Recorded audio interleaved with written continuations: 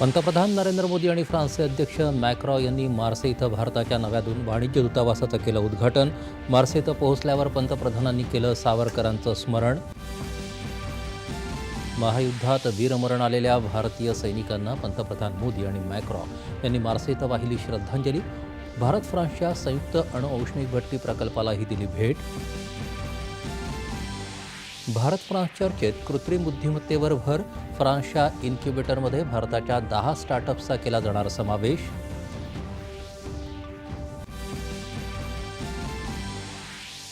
फ्रान्सच्या यशस्वी दौऱ्यानंतर पंतप्रधान नरेंद्र मोदी अमेरिकेसाठी रवाना.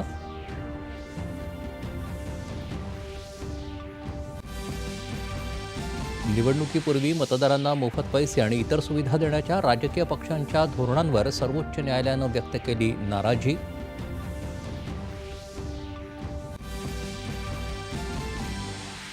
जानेवारी महिन्यात किरकोळ महागाई दरात घट. देशाच्या औद्योगिक उत्पादनातही झाली घसरण.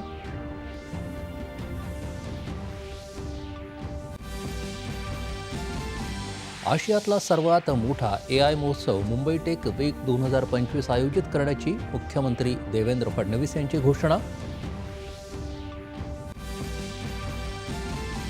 माघ पौर्णिमेनिमित्त प्रयागराज इथं आज पहाटेपासून 2 कोटींहून अधिक भाविकांनी केलं पवित्र स्नान.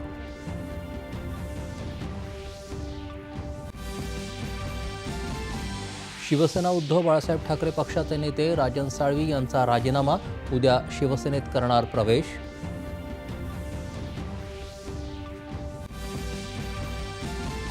अहमदाबाद इथं सुरू असलेल्या तिसऱ्या एकदिवसीय क्रिकेट सामन्यात भारताचं इंग्लंडसमोर 357 धावांचं आव्हान. शुभमन गिलची शतकी खेळी. आणि 38व्या राष्ट्रीय क्रीडा स्पर्धेत आज 7 सुवर्णांसह महाराष्ट्राची सर्वाधिक 167 पदकांची कमाई. पदक तालिकेत दुसरं स्थान कायम.